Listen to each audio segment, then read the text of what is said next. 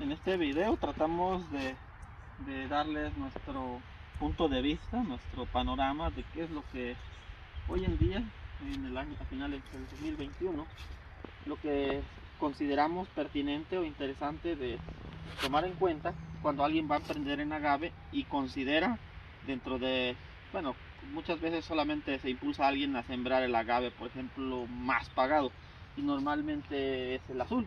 Entonces, alguna que otra ocasión vale la pena revisar dentro de las posibilidades que se tienen para la región, cuáles especies podrían ser alguna oportunidad o alguna opción, y dentro de ellas cuál sería la mejor o la más apropiada. Y siempre decimos que debemos empezar con la pregunta de ¿y para qué quiero los agaves?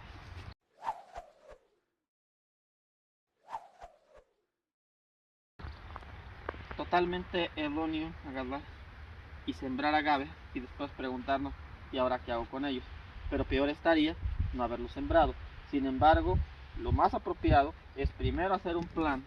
De hecho, ya hoy en día incluso ya venden los proyectos de inversión, cosa que tampoco necesitan como tal, a menos que para orientarse un poco, lo pueden hacer de manera detallada, documentándose sus proyectos de inversión, para saber cuánto van a necesitar, dependiendo de la especie, dependiendo de cómo van a manejarlo, y todo está relacionado de alguna u otra manera. Entonces, en el otro video que seguramente pueden ver ahí en YouTube, hablábamos de algunas de las cuestiones importantes que había que decir del agave azul. El día de hoy nos estamos ocupando, en este video más bien, del espadín criollo. ¿Criollo cuál? De tipo del estado de Guerrero, la versión norte, criollo guerrerense. ¿Cuál? Pues es todo un pool, como van a ir viendo en el video, son muy variables. Eso es parte de lo interesante. Entonces vamos a empezar con sus desventajas y ya lo que vamos a ir viendo, o no son desventajas, más que nada son sus pequeñas limitaciones o cuestiones que no lo hacen tan competitivo en algún punto contra otro, y luego veremos las ventajas y las peculiaridades.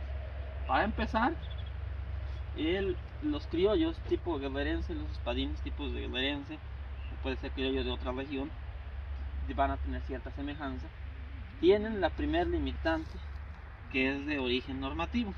Entonces, significa que estos no pueden ser utilizados para producir tequila, que hoy en día es algo de lo que ha hecho que los precios se eleven tantísimo. Entonces, los criollos no son para la producción de tequila, por lo tanto sus precios van a ser mucho menores. Así a simple vista vemos que son menores a la mitad, o incluso de una tercera parte de lo que realmente, del precio de lo que cuesta un azul. Ya en precios por kilo diríamos que si un azul cuesta actualmente 30 pesos, dependiendo de nuestro nicho de mercado, posiblemente estos criollos van a andar, solo por un ejemplo, muy abajo de la tercera parte de lo que serían esos 30 pesos. Incluso podríamos hablar de que su precio podría oscilar, para ser más concretos, en el 25% de lo que vale un azul. Entonces, si un azul actualmente vale cuesta alrededor de unos 30 pesos un kilogramo, es muy probable, hay muchas excepciones, va a haber quien comente que lo vende mucho más caro, va a haber quien va a decir que lo vende mucho más barato, eso ya es relativo y dependiendo de la zona.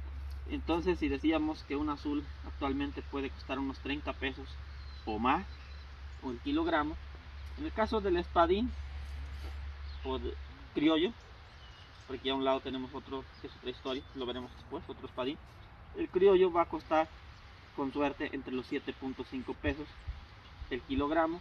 Va a variar dependiendo de la ubicación de la parcela y todo lo que hemos visto en otros videos, de toda la cuestión de logística, de qué tan fácil o qué tan complicado es obtenerlo, trasladarlo a donde lo van a utilizar. Todo eso va a repercutir en el precio. Pero así, si estuvieran en igualdad en condiciones, pues de manera inicial tendría una ventaja en cuanto a precio el azul. Posteriormente, otro de los detalles, al contrastarlo contra los espadines tipo, normalmente los conocemos como oaxaqueño o espadín jau, o algo le llaman espadín verde, la diferencia es intensa. En cuanto a la fitosanidad, por ejemplo, los espadines tipo oaxaqueño tienen mucha tolerancia y mucha resistencia, o no tanto resistencia, son menos propensos a enfermarse y a plagarse. No es una generalidad del todo, pero en donde los hemos tenido en igualdad de condiciones, vamos a tener un poco más de problemas fitosanitarios en los espadines criollos. ¿En qué? En problemas de picudo, sobre todo. En segundo lugar, problemas de muchas enfermedades, ya no de una, de muchas enfermedades fungosas, que van a dar diferentes tonalidades en las hojas, que pues si buscamos a nivel nacional el libro de enfermedades de los agaves, ojalá me corrijan, no existe un libro extenso y detallado de las enfermedades de los agaves y mucho menos de los espadines criollos, y así de detallado de que nosotros podamos ver el catálogo, darnos una noción, no existe. Entonces ya tenemos una limitante. Es un agave muy propenso a tener problemas fungosos, muchísimos problemas en diferentes partes de las hojas, desde la famosa marchitez en las puntas, que no es tan marcada de hecho en el espadín criollo, pero sí se presenta la marchitez, empiezan o le pueden llamar también punta seca, porque normalmente en estos espadines es más marcada pegado a la espina, por eso le dicen punta seca. Ya cuando va más avanzada pues ya es marchitez. Otro de los problemas pues es la negrilla, esterina mexicana, y otras enfermedades que tienen diversos nombres y generan mucha confusión, por lo cual ni los vamos a enlistar, porque muchos de los casos generalmente puede ser fusarium y solo varía la especie de fusarium, o simplemente es una combinación de las 3 o 4 especies que más se presentan en agave, y ese tipo de cosas si las otras las enlistáramos solamente generarían confusión. Entonces nos quedamos en que en precio es menor a todo, perdón, solo al azul, y menor al espadín tipo oaxaqueño o al jau en precio.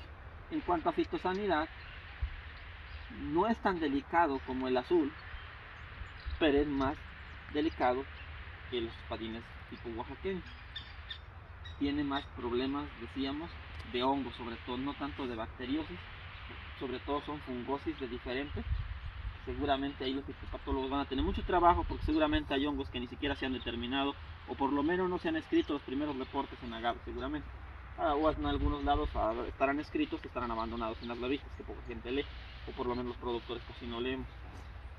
Bueno, continuando, otro de los detalles que tiene, decíamos que dentro de sus problemas fitosanitarios pues están las malezas. Esas hemos quedado que van a estar en todos los agaves por igual. Esos van a depender más que nada del tipo de suelo y del manejo. Con esos no nos vamos a meter de que si esto es más delicado, ¿no? Igual.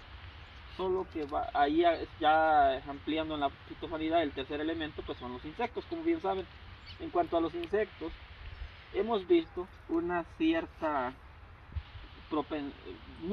que es muy propenso a tener mucho piojo harinoso, al igual que el azul. Es por la complejidad y el acomodo de las hojas, y seguramente también alguna cosa tendrá que se les haga más agradable este agave.